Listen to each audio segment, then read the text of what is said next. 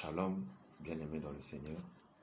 Nous bénissons encore notre Père, notre Dieu, qui a permis que nous puissions nous retrouver encore à travers cette vidéo, à travers cet audio que nous sommes en train de faire pour vous partager la parole de Dieu, pour parler des choses qui concernent le royaume de Dieu. Soyez bénis pour ce dimanche et que le Seigneur soit avec chacun de vous là où il est en train de passer son culte à la maison, ensemble avec la famille ou un certain nombre de bien-aimés.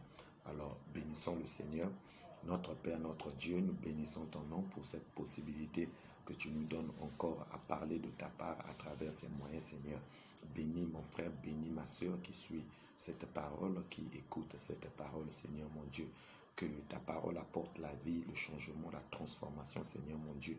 Que des fruits dignes, Seigneur mon Dieu, de repentance soient et le partage de tes enfants, que les fruits de l'Esprit soient manifestés, Seigneur, à travers chacun, après l'écoute de cette parole. Que ta parole tombe dans leur cœur et comme une bonne terre, Seigneur mon Dieu. Trouve une bonne terre qui, Seigneur mon Dieu, sont leur cœur au Père éternel, et que Dieu, des fruits, Seigneur mon Dieu, attendus, et Seigneur mon Dieu, soit donné. Soit béni, tendre Père, au nom puissant de Jésus-Christ.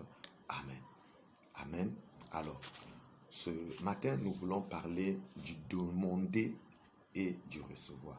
Demander et recevoir. Demander et recevoir.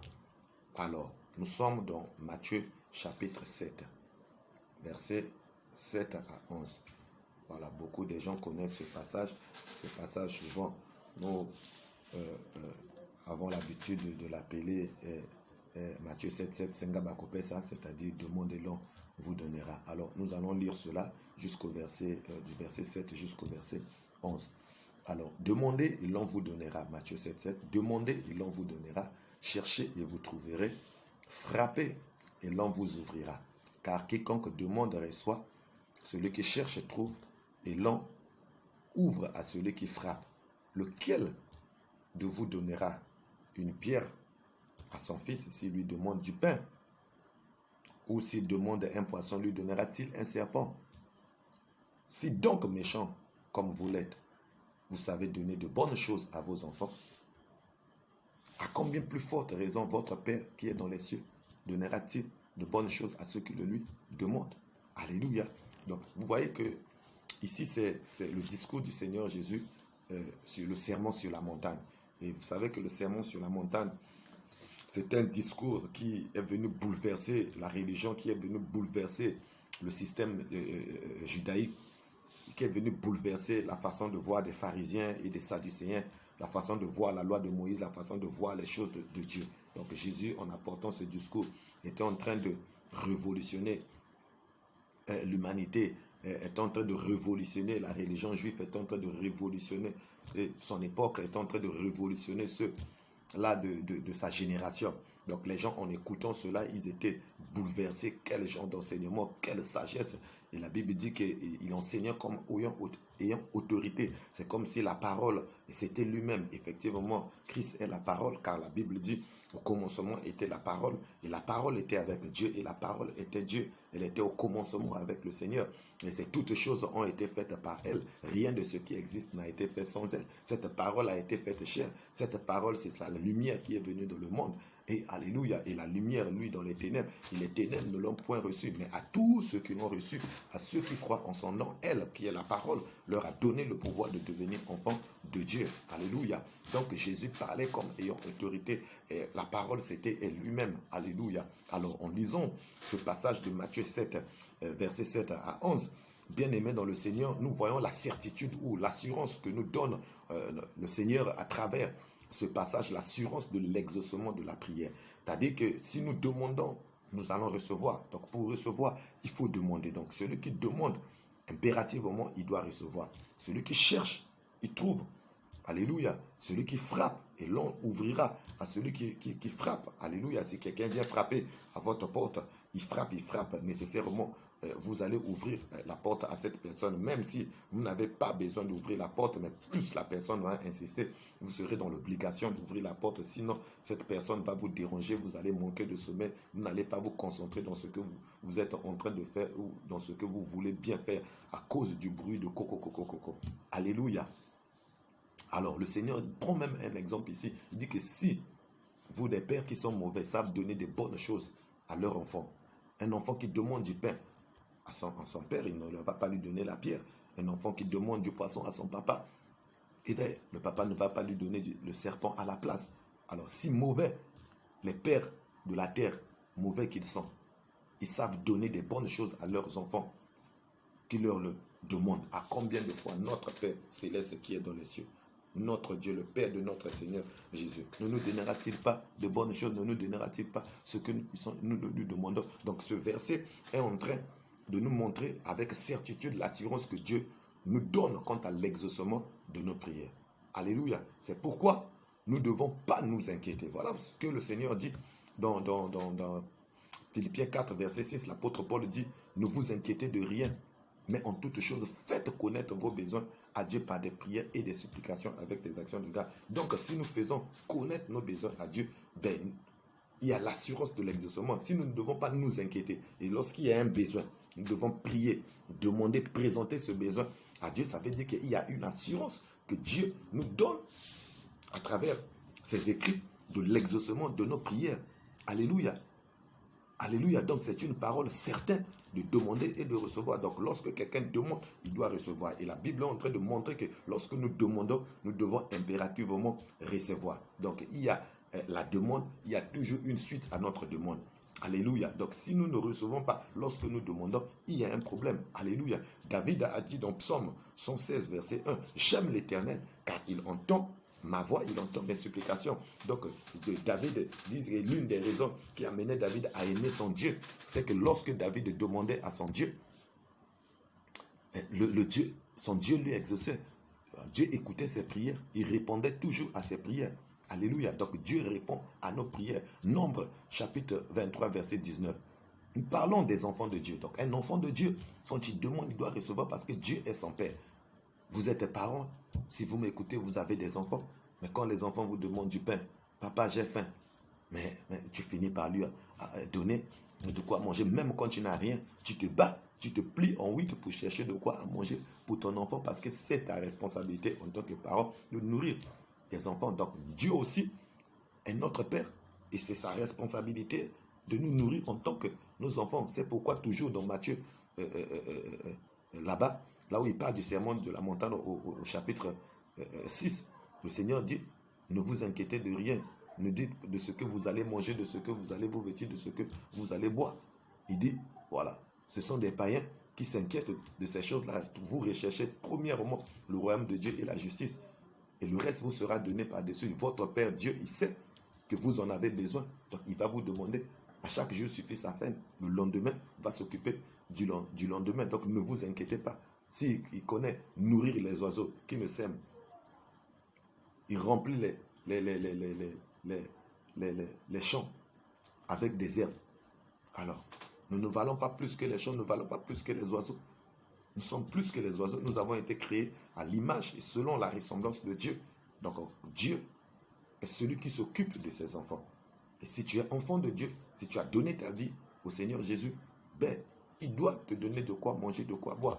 La Bible dit, il fait lever son soleil, non seulement sur les justes, mais aussi sur les méchants. Quand il pleut, la pluie n'est pas seulement bénéficiée à ceux qui sont enfants de Dieu, mais la pluie bénéficie même à ceux-là qui ne sont pas enfants de Dieu. Vous voyez que tous nous sommes des créatures de Dieu, même s'il y a une différence entre les enfants de Dieu et ceux qui ne sont pas enfants de Dieu. Mais en général, nous sommes tous des créatures de Dieu. Et Dieu, dans son amour pour sa créature, il y a des choses qu'il donne à tout le monde.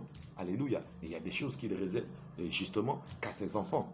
Donc, quand nous demandons en tant qu'enfants de Dieu, nous devons recevoir. Alléluia. Nombre 23, verset 19 nous dit quoi? La Bible nous montre que Dieu n'est pas un homme pour mentir, ni fils d'un homme pour se repentir. Donc ce qu'il dit, ne le fera-t-il pas? Ce qu'il a déclaré, ne l'exaucera-t-il pas? C'est ce que le Seigneur a déclaré, c'est ce que Dieu a dit dans sa parole. Donc, la parole de Dieu est véritable. Que tout homme soit tenu pour menteur et que seul Dieu soit tenu pour vrai. Donc, tout ce que Dieu a dit dans sa parole est réel, est vrai. Il ne ment pas. Alléluia. Alléluia. Donc, demander sans recevoir est une affaire très sérieuse, bien aimé, qui ne devrait en aucune façon être prise à la légère. Si un chrétien demande quelque chose au Seigneur et ne reçoit pas, il devait considérer cela comme le signal d'un danger spirituel. Quand tu demandes quelque chose au Seigneur, bien sûr selon sa volonté, si tu ne reçois pas la chose, pour un chrétien, ça doit être un signal d'un danger spirituel. Tu dois chercher à comprendre pourquoi je ne reçois pas. Parce que Dieu a dit quand tu demandes, tu dois recevoir. Surtout quand nous demandons des choses légitimes. Si j'ai faim, je n'ai pas de quoi manger. Si je demande, le Seigneur doit me donner. S'il ne me donne pas, ça veut dire que donc Dieu veut que je puisse mourir de faim. En aucun cas, un parent voudra que son fils meure de faim. Alors si Dieu, en tant que notre Père, il ne nous donne pas ce qui est nécessaire pour nous, nous demandons, nous ne recevons pas, bien aimé dans le Seigneur, alors nous devons nous poser des questions. Alléluia. Aujourd'hui, beaucoup d'enfants de Dieu souffrent de ce danger spirituel. Parce qu'ils ne reçoivent pas lorsqu'ils demandent. Combien sont ces chrétiens-là qui remplissent des églises, qui demandent chaque jour, ils demandent, ils ne reçoivent pas. Ils demandent, ils ne reçoivent pas. Les autres vont d'église en église. Il est venu dans cette église-là, il a demandé, il n'a pas reçu. Il a vu même le pasteur, on a prié pour lui, il n'a pas reçu. Il a changé d'église. Ah, là-bas, là, le pasteur là n'est pas puissant. Il va ailleurs, jusqu'à ce qu'il va finir, même dans les loges. Parce qu'il demande, il ne reçoit pas. Alléluia. Alors, qu'est-ce qui se passe, bien-aimé? Dieu devient-il menteur? Il ne tient plus à sa parole? Assurément non, Dieu tient toujours à sa parole. Alors, nous allons voir un certain nombre des éléments qui peuvent répondre à ces questions-là, qui font que lorsque nous demandons, nous ne recevons pas. Parce que Dieu ne ment pas.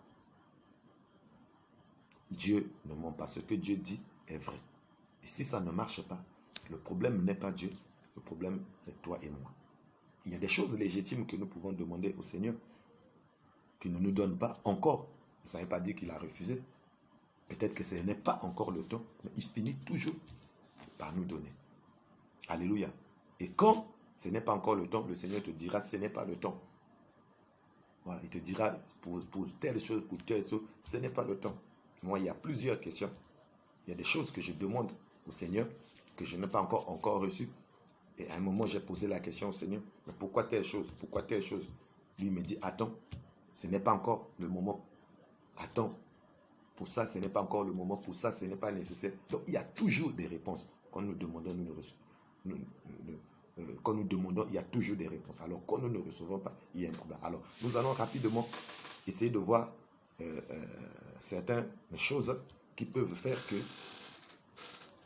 nous ne puissions pas recevoir lorsque nous demandons. Vous savez que quand on demande, on ne reçoit pas, c'est très frustrant. Il n'y a pas quelque chose de très frustrant que de demander et de ne pas recevoir. Surtout quand tu sais que Dieu, il répond à les prières, Dieu nous exauce, Dieu est bon, il veut. Et si nous ne recevons pas, vraiment c'est très très frustrant, surtout pour ceux qui servent le Seigneur. En tant que serviteur de Dieu, il y a un certain nombre de choses que le Seigneur, des garanties que le Seigneur donne à ses serviteurs. Et quand tu exerces le ministère et que il y a ces choses-là pour lesquelles le Seigneur doit t'accorder et les choses n'arrivent pas, et il y a un moment, si dans ton ministère, les malades ne sont jamais guéris, il y a un problème. Il y a le ministère même des anciens. Quelqu'un parmi vous est-il malade? Qu'il appelle les anciens de l'église, qu'il prie pour lui en loignant d'huile. La prière de la foi sauvera le malade. Et s'il a commis des péchés, il lui sera pardonné. Donc si dans ton ministère, tu pries, tu imposes les mains aux malades. Les malades ne sont jamais guéris. Les gens sont toujours souffrants. Ils trouvent toujours la guérison ailleurs, ou bien ils trouvent d'autres solutions pour être guéris, ou bien ils meurent dans leur maladie. Il y a un problème. Il y a un problème. C'est très frustrant de servir le Seigneur, de prêcher l'évangile du royaume, l'évangile de Christ qui apporte la paix, qui apporte la solution, la guérison, et que nous ne guérissons pas. Il y a un problème. Alléluia. Alors, nous allons voir le premier élément. Qu'est-ce qui fait que nous puissions demander et que nous ne puissions pas recevoir? Alors, le premier élément, c'est le péché. Alors, Jean chapitre 9, verset 31. Jean chapitre 9, verset 31. Qu'est-ce que le Seigneur dit? La Bible dit. Nous savons que Dieu n'exauce point les pécheurs. Mais si quelqu'un l'honore et fait sa volonté, c'est celui-là qu'il exauce. Donc Dieu, la Bible est en train de dire que nous savons que nous devons savoir. C'est quelque chose que chacun de nous doit savoir. C'est quelque chose que chaque enfant de Dieu qui s'adresse à son Père doit savoir. C'est que Dieu n'exauce point les pécheurs. Mais si quelqu'un l'honore et fait sa volonté, celui-là qu'il exauce. C'est celui-là qu'il exauce. Donc, quand tu vis dans le péché, le pécheur, c'est qui? C'est celui-là qui vit dans le péché.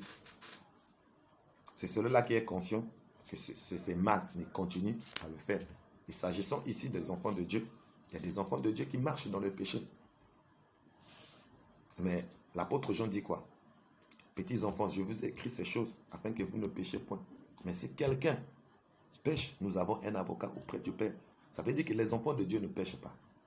Mais il peut leur arriver de pécher. Et lorsqu'ils pêchent, l'Esprit de Dieu leur dit, là, tu as mal agi. Et aussitôt, ils se répandent. Ils prennent la résolution de ne plus revenir sur la même chose. Et ils continuent la marche. Mais il y a des enfants de Dieu qui savent, ils sont dans des situations ou dans un péché conscient. Ils savent que ça, c'est mauvais. Ils continuent à marcher dans ce péché comme s'ils ne connaissaient pas Christ, comme s'il était un païen. Quand on le voit, il n'y a pas de différence entre le chrétien, entre ce chrétien et le païen, celui qui ne connaît pas Dieu.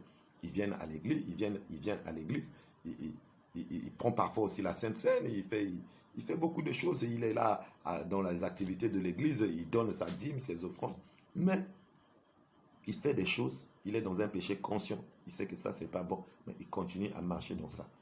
Et il croit qu'en donnant à Dieu, Dieu va oublier son péché, Dieu va oublier ses fautes. Dieu n'exauce pas les pécheurs. Donc le péché, c'est manquer de but, par définition.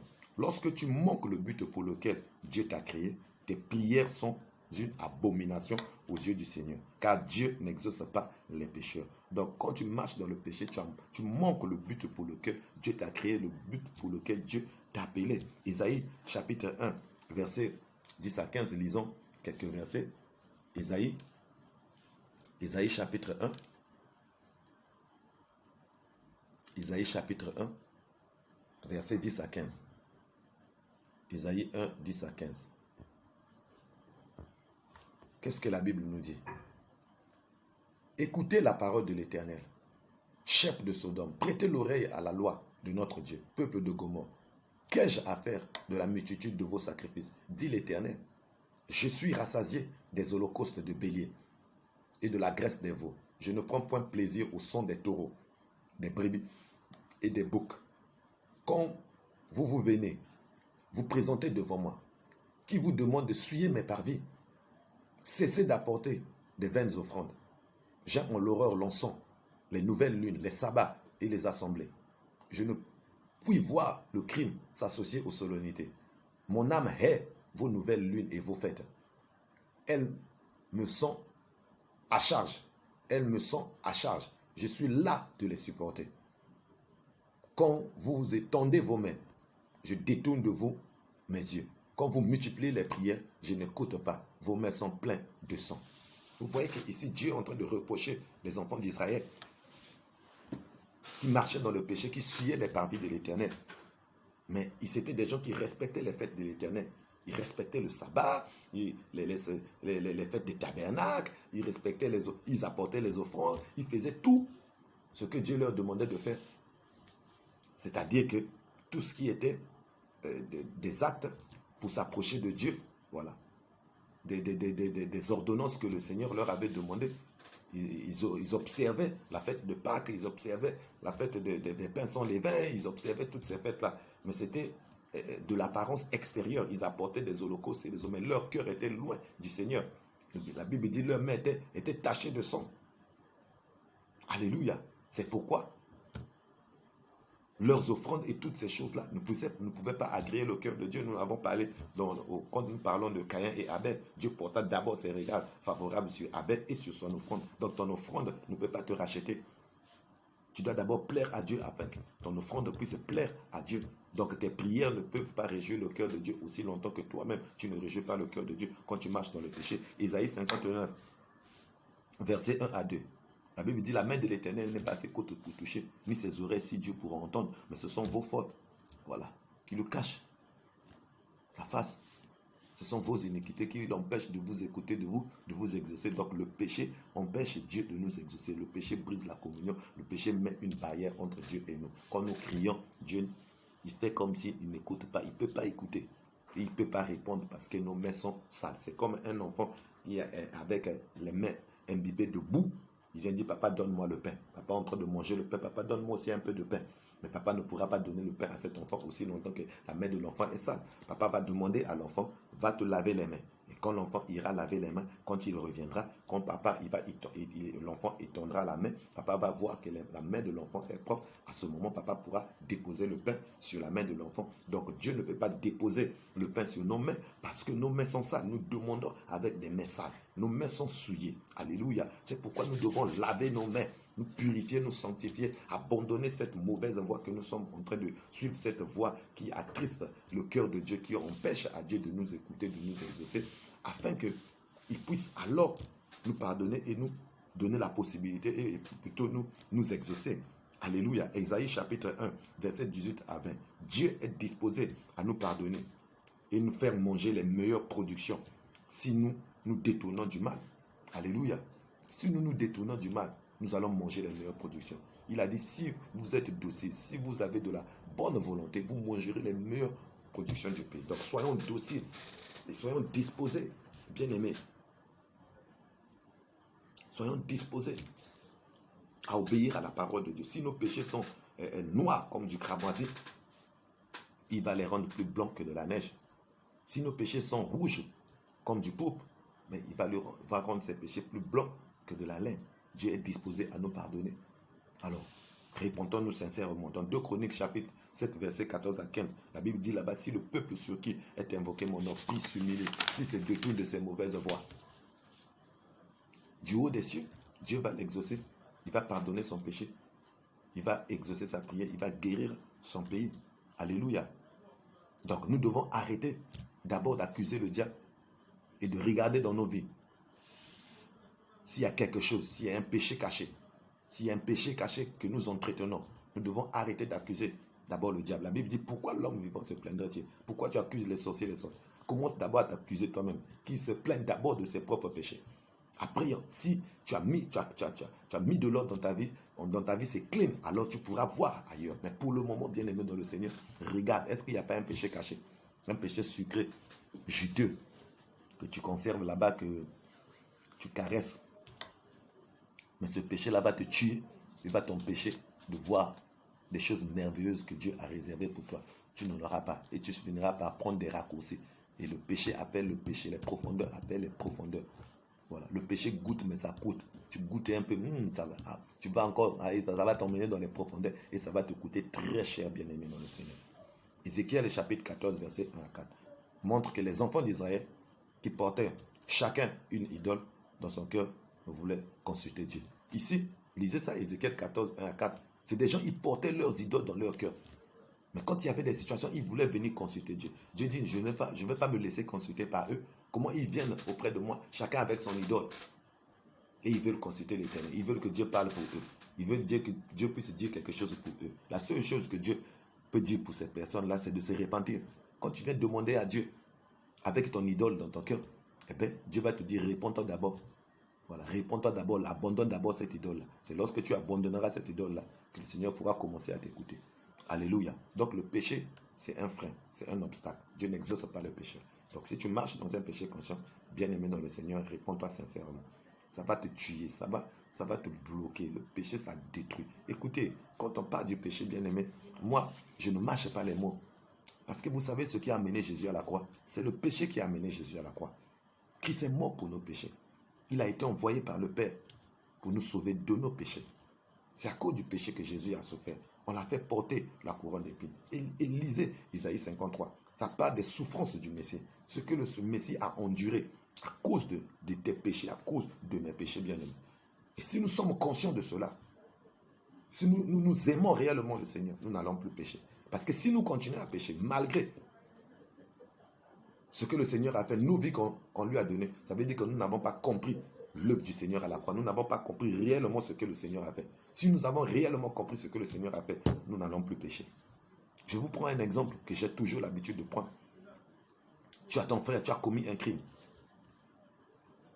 Les gens te cherchent pour te tuer, pour t'arrêter, pour faire justice. Et tu fuis, tu vas te cacher dans la maison, on ne t'avait pas vu. Tes habits étaient tachés de sang. Alors ton frère, il voit, qu'est-ce qui se passe? Aïe, un tel a encore fait des dégâts. Il prend tes habits, il dit, toi cache-toi, prends mes habits, il prend tes habits. Et quand les gens arrivent, paf, on voit les habits de sang. Ah, c'est celui-là. On le prend, on l'amène, on le juge, on dit, allez, au poteau. Avant de mourir, le frère dit, il fait une lettre. Il dit, donnez-moi une lettre. Il dit, un tel, mon frère, je suis en train de... Tu sais bien que ce n'est pas moi qui ai péché. C'est toi qui as péché. C'est toi qui as tué. Mais moi, j'ai accepté de prendre ta place parce que je t'aime beaucoup. Et je n'ai pas voulu que tu puisses mourir. Mais j'accepte de mourir à ta place. Mais moi, je suis en train de mourir. Il n'y aura plus quelqu'un, si tu commets des dégâts, qui pourra prendre ta place pour mourir à ta place. Donc, arrête de voler, arrête de tuer, arrête d'être criminel. Je t'aime. Ici, il envoie et lui, on l'abat.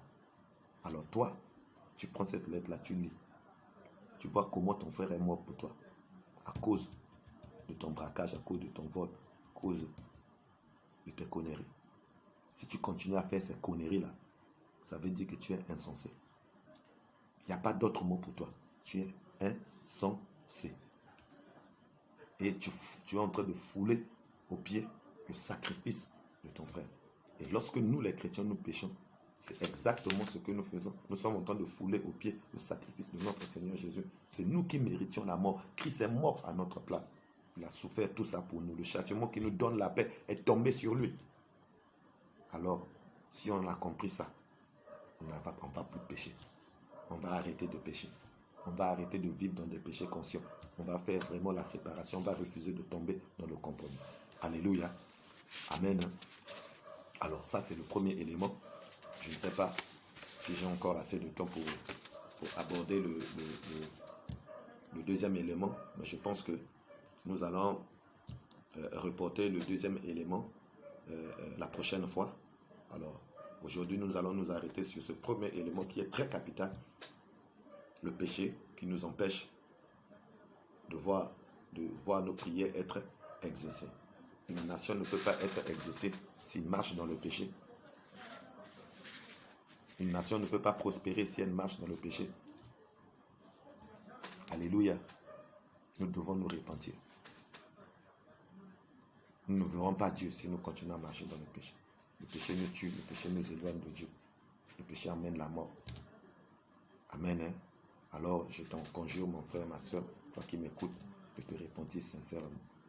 Prends, essaie d'examiner ta vie, examine-toi toi-même. Regarde. Est-ce que telle chose est conforme à la parole de Dieu? Est-ce que telle chose est bien? Est-ce que ce que je fais là réjouit le cœur de mon Dieu? Si ce n'est pas bon, abandonne ça. Même si ça te donne beaucoup d'argent.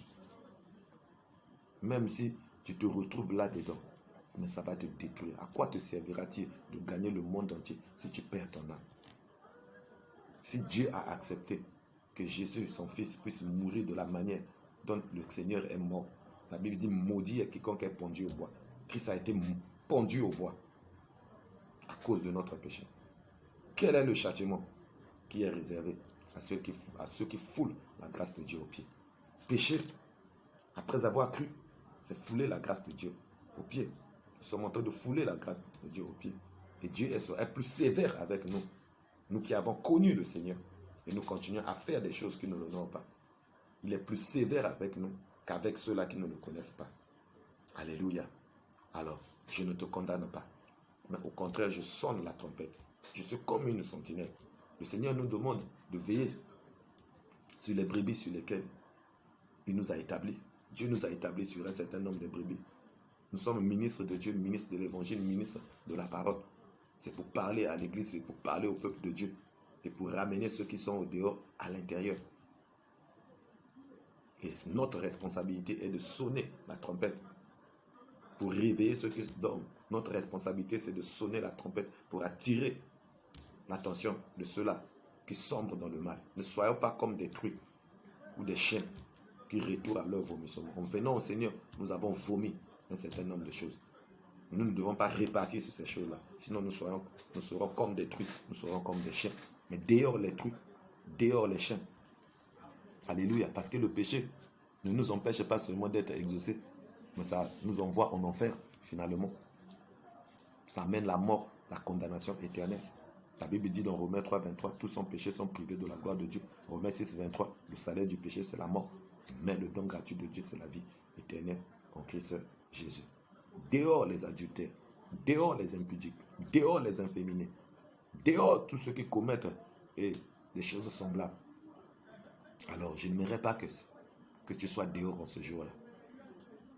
Que nous tous, par la grâce du Seigneur Jésus, son de la trompette, si nous sommes encore vivants, nous allons être changés en notre corps. Mais si nous mourons, le tombeau va s'ouvrir, nous allons ressusciter. Et ensemble avec ceux qui sont vivants, nous allons tous aller dans les airs à la rencontre du Seigneur dans les airs. Et tel que le Seigneur est, tel que nous serons. Alléluia. Alléluia. Accepte de souffrir pour le Seigneur. Vous savez, abandonner le péché, c'est une forme de souffrance. Le péché goûte, mais ça coûte. Nous sommes jeunes. Il y a beaucoup de choses que nous pouvons faire. Ceux de notre génération sont en train de faire. Voilà, les plaisirs de la chair. C'est bien. Mais nous refusons de les faire à cause du Seigneur. C'est une souffrance.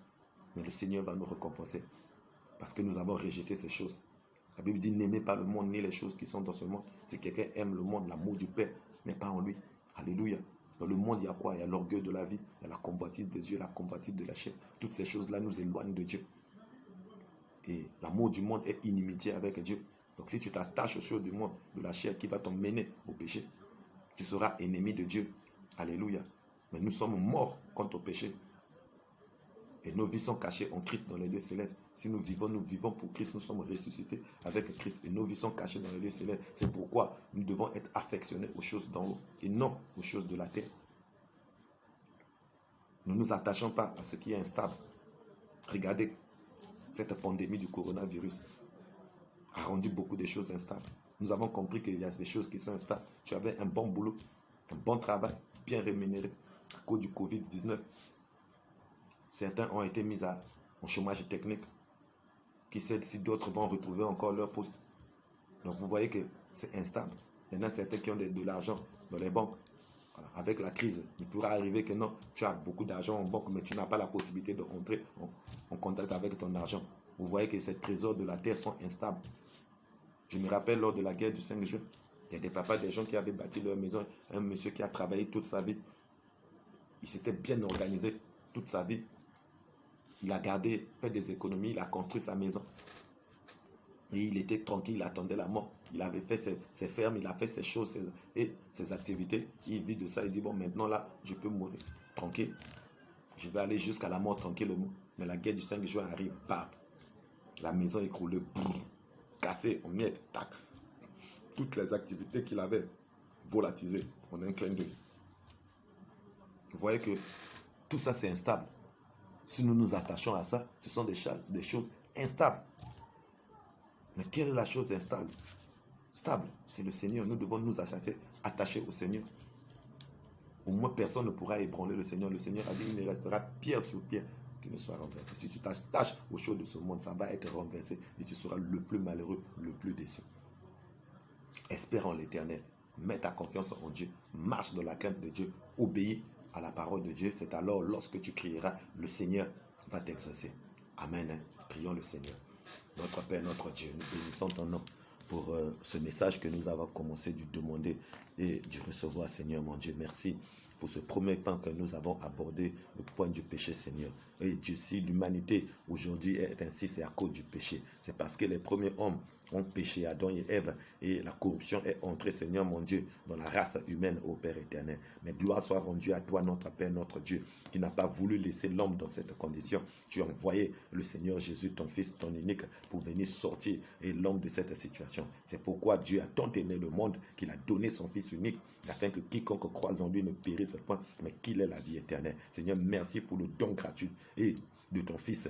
Et Père, que tu as mis à la disposition de l'humanité, afin que l'humanité embrasse ce don, accepte ce don pour avoir la vie éternelle. Pardonne mon péché, pardonne celui de mon frère, celui de ma soeur, et donne-nous à nous abandonner ces choses. Pardonne les péchés de nos autorités, pardonne les péchés de nos familles, Seigneur. Pardonne les péchés, Seigneur mon Dieu, de cette nation, Seigneur mon Dieu. Accorde-nous ton pardon et que chaque chrétien, et aussi, quel que soit l'endroit où il se trouve, Seigneur, donne-lui à se détourner des mauvaises voies, à abandonner tous ces péchés cachés, ces idoles qui sont dans son cœur. Et il mélange. Et toi, tu n'es pas le Dieu du mélange, mais tu es le Dieu de la séparation. Alléluia. Que la séparation se produise dans nos cœurs, Seigneur. Donne nos cœurs à être tournés vers tes voies, Seigneur, que nous marchons selon tes voies, Seigneur, et que la repentance, Seigneur, soit effective et soit totale, complète dans nos vies, Seigneur, alléluia. Et merci d'effacer nos péchés, merci de les purifier, Seigneur, et donne-nous à abandonner réellement cela, Seigneur, mon Dieu. Donne-nous des cœurs bien disposés, Seigneur, animés d'une bonne volonté, Seigneur, des cœurs dociles, animés d'une bonne volonté vis-à-vis de ta parole et de ton esprit, notre Père, notre Dieu. Sors-nous de l'étape et de chrétiens charnels. Amène-nous à l'étape de chrétiens spirituels. Sors-nous, Seigneur, de l'étape d'enfantillage, Seigneur, mon Dieu. Amène-nous, Seigneur, mon Dieu, dans l'étape de la maturité chrétienne, Seigneur. Et que ces trois choses demeurent en nous, Seigneur. La foi et l'amour et l'espérance, Seigneur. Que nous soyons attachés à toi. Béni sois-tu pour ton sang qui a coulé à la croix pour le salut des hommes, pour notre pardon. Que ton sang nous purifie notre conscience de toute œuvre morte, afin que nous puissions te servir, toi seul, Christ, au nom de Jésus de Nazareth. Amen. Amen. Amen. Alors, soyez bénis. Nous allons poursuivre cet enseignement prochainement, et que Dieu vous bénisse.